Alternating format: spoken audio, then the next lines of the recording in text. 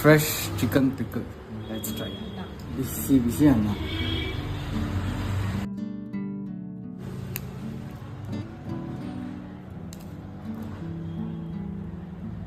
ಓ dam.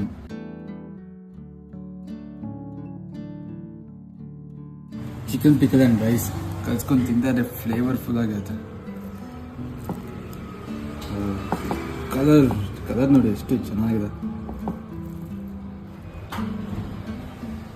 Amazing ಆಗಿ ಬಂದಿದೆ, awesome ಆಗಿ ಬಂದಿದೆ.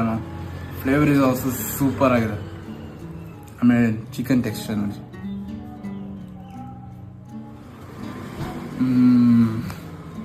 Too good.